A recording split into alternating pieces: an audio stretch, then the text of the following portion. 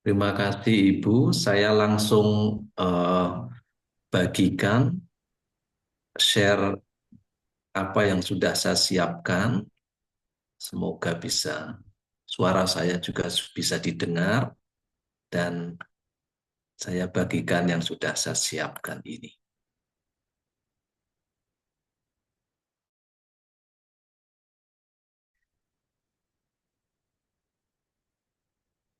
Permenungan yang ingin saya sampaikan untuk kita semua, saya berikan judul amat sangat singkat, semua sudah tahu. Kitab suci adalah sabda Allah. Kitab suci adalah sabda Allah yang saya maksudkan bahwa seluruh tulisan dari kitab suci itu adalah sabda Allah. Ada yang dikatakan atau disebut sebagai kitab suci, ada juga yang mengatakan Alkitab, ada yang mengatakan Bible, ada yang mengatakan yang lain seturut dengan bahasa masing-masing. Namun yang utama adalah entah digunakan kata kitab suci, entah digunakan kata Alkitab, atau dikatakan Bible, itu adalah buku suci yang berisi sabda ilahi. Maka di awal ini saya menyampaikan dua pesan. Pesan yang pertama, kitab suci itu adalah sabda Allah. Maksudnya bagaimana? Penulisnya adalah manusia, namun inspirasinya dari Roh Kudus. Penulisnya adalah manusia, namun inspirasinya dari Roh Kudus. Ilhamnya dari Roh Kudus, bukan semata-mata gagasan manusia, ide, pikiran manusia. Maka ini yang kita namakan sebagai sabda. Tradisi Kristiani tidak memandang kitab suci sebagai segepok kertas yang jatuh dari surga atau dari langit. Ini pesan pertama. Karena memang kitab suci itu ditulis oleh manusia, tidak dicetak di atas sana, lalu tiba-tiba jatuh berapa eksemplar atau berdus-dus jatuh ke muka bumi. Tidak. Itu ditulis di atas bumi di dalam ilham Roh Kudus. Itu pesan pertama. Pesan kedua, kitab suci adalah sabda Allah yang kita dengar. Allah ingin memiliki komunikasi dengan kita. Cara yang terjadi dalam sejarah adalah dengan sabdanya. Mohon maaf, saya tidak tulis di situ, namun saya ingin berikan penjelasannya sebagai contoh. Misalnya begini, ada orang yang bermimpi mendengar wisik atau bisikan tertentu.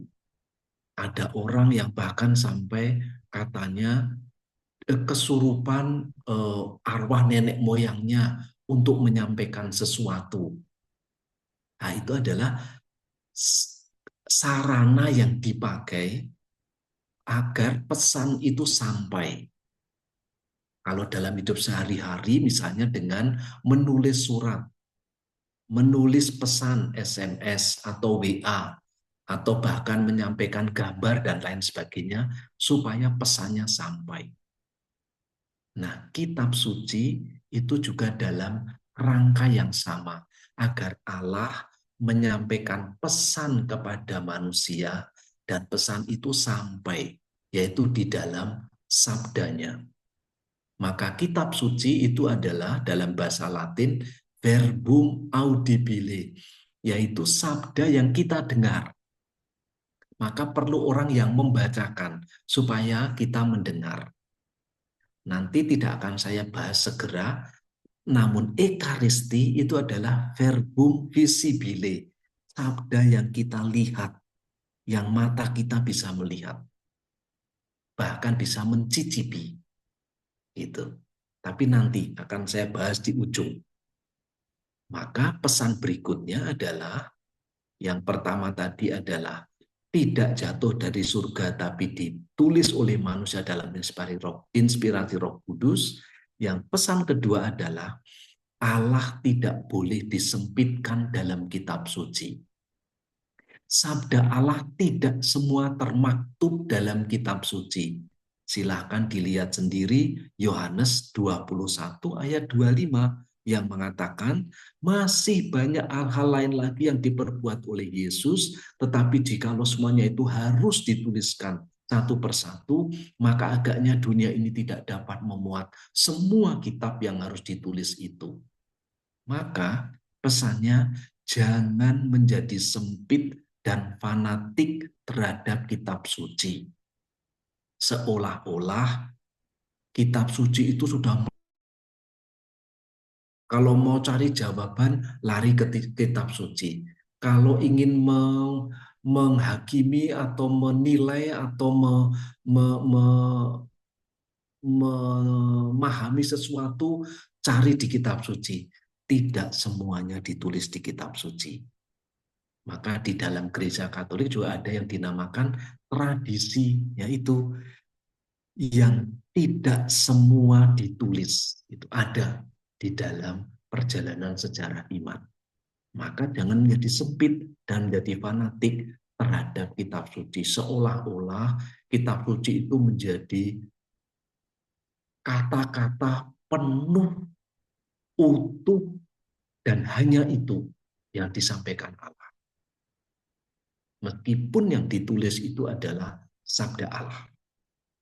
Saya berikan contoh kecil misalnya, untuk memahami Bung Karno, proklamator kemerdekaan kita itu, tidak bisa disempitkan apalagi digantikan oleh buku-buku biografi yang resmi ditulis tentang beliau. Meskipun buku-buku biografi itu benar, tidak salah, bukan palsu, namun Bung Karno sendiri lebih besar daripada sekedar buku-buku biografinya. Itu yang ingin saya maksudkan. Bukan untuk mengecilkan kitab suci, yang benar bahwa Allah lebih besar daripada tulisan-tulisan kitab suci. Itu pesan kedua. Oleh sebab itu, kita harus mengenal, loh bagaimana bisa ada kitab suci? Karena kitab suci itu sebenarnya bukan ditulis oleh satu orang dari halaman pertama sampai terakhir, tapi itu merupakan kumpulan tulisan dari aneka abad yang akhirnya dipilih, ditetapkan, disetujui, dan diterima sebagai kanon kitab suci, sebagai satu kumpulan yang mengandung kekuatan otoritas untuk dikatakan inilah kitab suci.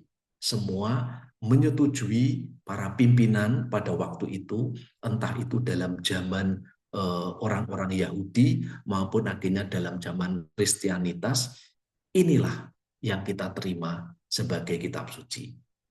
Dan masih ada buku-buku suci yang lain, namun tidak dimasukkan dalam daftar kitab suci, dalam kanon kitab suci, daftarnya. Dan itu disambut, boleh dibaca, tidak ada masalah, namun bobotnya tidak sama dengan kitab suci.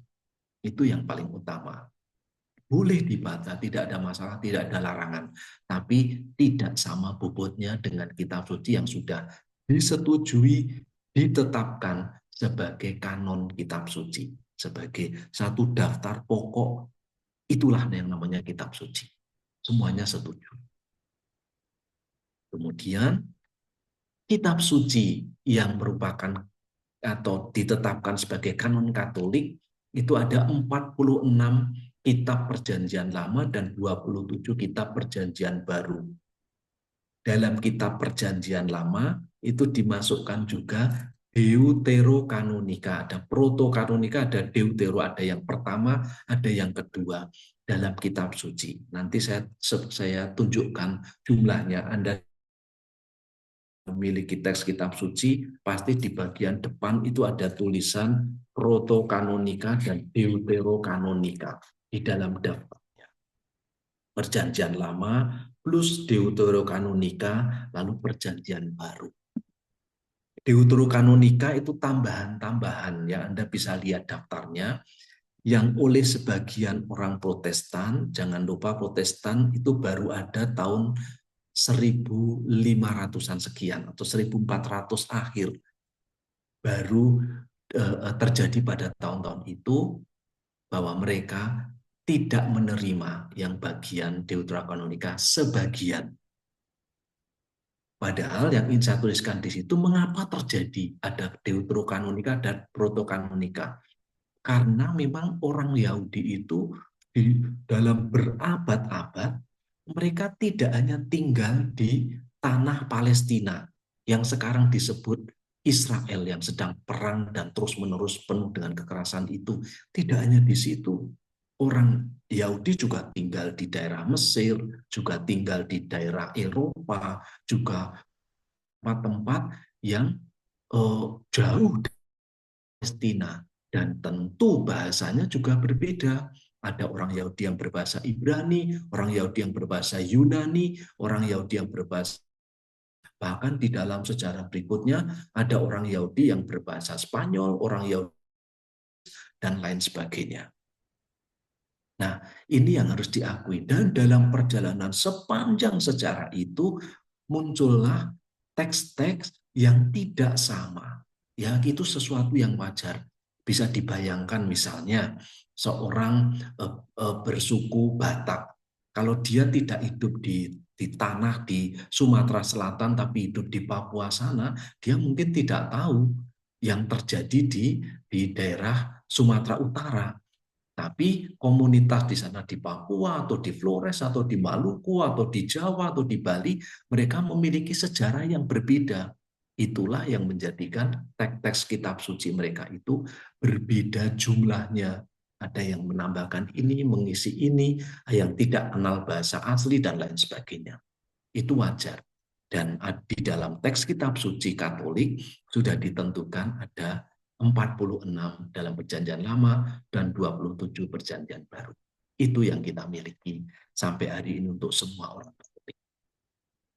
Orang Protestan yang lain-lain lagi, kelompok-kelompok baru punya pandangan yang berbeda-beda. Ini tidak pada tempatnya untuk kita bicarakan sekarang, karena memang setiap orang yang punya hak untuk melakukan keputusan masing-masing. Kemudian, Perjanjian Lama yang tadi saya sampaikan itu isinya Anda semua sudah tahu, bisa dibaca sendiri, tidak perlu saya jelaskan.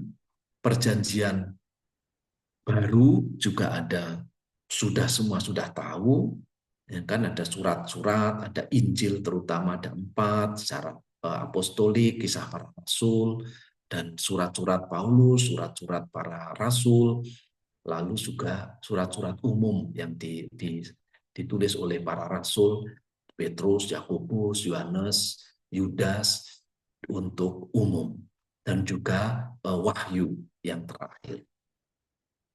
Kita sebagai orang Katolik, bagaimana sih orang Katolik membaca kitab suci? Kadangkala kita itu diejek oleh orang lain, dianggap tidak tahu kitab suci, dianggap tidak pernah membaca kitab suci. Mungkin karena kita tidak memegang buku kitab suci yang kita miliki. Namun, kalau kita sadar, kita sudah diberi tuntunan melalui gereja dengan aneka macam cara. Misalnya, yang kita miliki penanggalan liturgi. Setiap hari itu ada teks kitab suci yang disediakan. Ada tahun A, tahun B, tahun C, tinggal diurutkan. Lalu ada juga tahun 1 dan tahun 2. Ini cara supaya kitab suci dalam 3 tahun itu bisa dibaca semuanya. Mungkin tidak semuanya, tetapi dipilihkan sehingga hampir seluruh teks kitab suci bisa dibaca.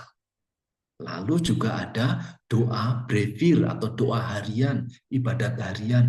Di situ juga ada teks-teks kitab suci, khususnya Mazmur, lalu ada kidung. Ada kidung itu biasanya diambil dari teks-teks surat-surat Paulus, misalnya surat Petrus juga, lalu juga Injil, dan aneka macam teks kitab suci yang bisa kita temukan kalau kita mendoakan doa brevir.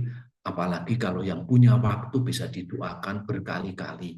Ada ibadat bacaan, ibadat pagi, ibadat siang sebelum tengah hari setelah tengah hari, ibadat sore, ibadat malam, itu bisa kita lakukan. Juga pada bulan kitab suci, seperti bulan ini, juga disediakan bantuan untuk membaca kitab suci. Serta puji Tuhan, pada zaman kita sekarang ada aneka aplikasi. Anda tidak perlu beli kitab suci, Anda tidak perlu beli brevir, Anda sudah bisa dapat banyak di dalam kitab suci aneka macam aplikasi.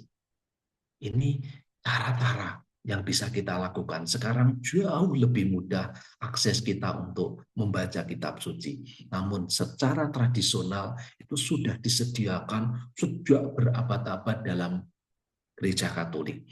Penanggalan liturgi, doa brevir yang dulu sering dikhususkan untuk para biarawan atau para tapa, tetapi sekarang semua bisa pakai. Anda bisa mendoakan saat naik kereta, saat naik bis, saat duduk sendiri, mendoakan doa brevir, apalagi adaan aplikasi. Sangat mudah. Itu yang patut kita syukuri, kita bisa membaca dengan aneka macam cara. Gereja juga menyediakannya. Kemudian, kitab suci, saudari-saudaraku, adalah buku iman. Kisah-kisah perjumpaan Allah dan umatnya, kisah-kisah komunikasi Allah dan umatnya, yang tidak selalu merupakan kisah-kisah yang indah. Kadangkala ada kisah-kisah yang berlumuran darah, ada kisah-kisah yang memalukan, ada kisah-kisah pengkhianatan, dan lain sebagainya. Tapi itulah isi dari kitab suci. Tidak semua serba indah. Meskipun selalu kita mengatakan demikianlah sabda Tuhan. Padahal teks yang kita baca itu kisah yang penuh peperangan, bunuh-membunuh, dan sebagainya. Tapi sebenarnya terus untuk mengingatkan bagaimanapun juga dalam kisah-kisah itu Allah bersabda kepada kita.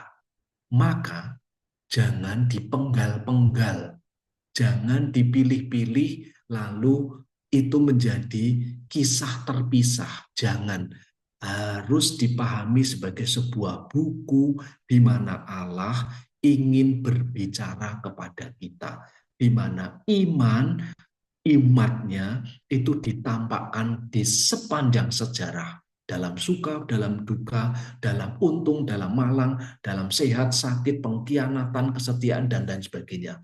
Itu yang mesti kita pahami. Dan kitab suci itu bukan buku sejarah, bukan biografi, bukan kamus, bahkan bukan primbon, artinya tempat untuk mendapatkan jawaban, atau malah arsip dokumenter yang memberikan ketelitian, detail-detail yang benar, tak terbantahkan, bukan itu. Tapi adalah buku iman yang mengungkapkan bagaimana umat Israel itu sebagai, jangan disamakan Israel dengan negara Israel, tetapi umat pilihan Allah, bangsa tertentu yang tertindas itu, yang terus dikasihi oleh Allah, yang berkelana kemana-mana, yang terus didampingi oleh Allah. Itu gambarannya. Maka kita ada Israel baru, kita semua yang terus didampingi oleh Allah dalam perjalanan iman kita. Dan membaca kitab suci itu berarti memperdalam iman. Membaca kitab suci adalah memperdalam iman, supaya iman itu makin mendalam. Bukan menambah pengetahuan bagai buku bacaan, atau untuk mencari jawaban historis atau geografis. Jangan disamakan dengan Mbah Google yang memberikan jawaban-jawaban instan yang benar. Bukan, tapi agar iman kita makin dalam. Seperti yang tertulis di dalam Dei Verbum. Dei Verbum itu adalah konstitusi dalam Konsili Vatikan kedua yang berbicara tentang sabda Allah, yang mengatakan begini: dalam kebaikan dan kebijaksanaannya Allah berkenan mewahyukan dirinya, menampakkan dirinya, dan memaklumkan rahasia kehendaknya. Berkat rahasia itu, kata rahasia itu penting dalam bahasa yang sering kita dengar adalah misteri. Karena memang itu misteri. Tidak bisa mengharapkan bahwa kita itu dengan mata duniawi kita itu bisa melihat Allah sempurna adanya. Maka tetap menjadi rahasia, menjadi misteri. Manusia dapat menghadap Bapa melalui Kristus, sabda yang menjadi daging. Nah, ini dia. Sabda yang menjadi daging. Sekarang tidak lagi bahwa sabda itu hanya bisa didengar, tapi bisa disentuh. Seperti Thomas yang dikatakan, masukkan tanganmu ke dalam luka-lukaku, supaya juga menyentuh dan menjadi percaya. Persis itu.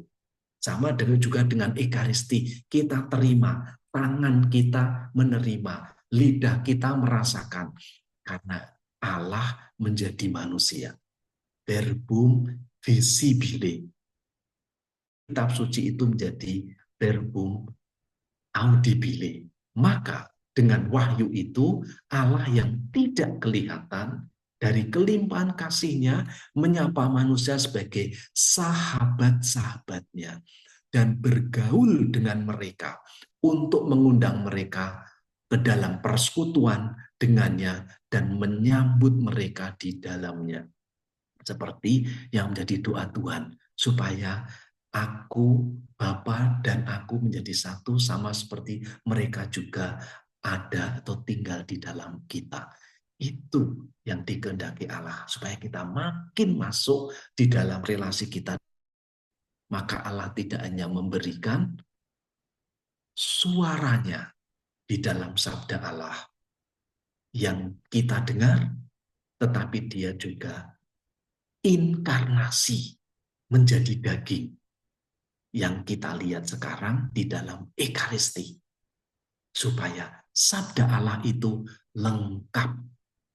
Komunikasi Allah dengan manusia sempurna. Meskipun tetap ada di dalam misteri. Karena bagaimanapun juga manusia tidak mampu mengenal segala-galanya. Bahkan diberi aneka macam hal pun kadangkala kita masih meragukan Allah. Seperti bacaan hari ini, Injil hari ini. Yesus menghidupkan kembali orang yang mati. Kan? Mungkin sesaat percaya, heboh ada nabi. Ya. Tetapi itu tidak menghentikan kehendak Allah untuk berkomunikasi dengan manusia. Agar dengan kitab suci, kita bisa mendengar sabda Allah. Dengan Ekaristi, kita bisa melihat, mencicipi Allah yang ada di tengah-tengah kita, agar kita makin kuat imannya. Agar kita makin terus maju mendekati Allah. Supaya kita terus berharap kepadanya, dan di dalam pendahuluan Dei Verbum, bagian yang kata terakhir yang saya sangat suka, agar kita makin mencintainya. Allah sudah mencintai kita, tapi kadang kita kesulitan mencintainya. Maka mari kita mendengarkan sabda Tuhan agar lebih mengenal Allah, merayakan Ekaristi agar kita makin melihat Allah, agar dengan itu semua kita bisa mencintainya. Itulah tujuan dari perwartaan Sabda Allah, agar makin mencintai, agar makin mengimani setelah mendengarnya, dan kita makin berharap pada saatnya kita seperti sabda Tuhan, tinggal bersamanya dalam sukacita abadi yang meskipun sekarang ini masih misteri. Itu yang ingin saya sampaikan. Terima kasih.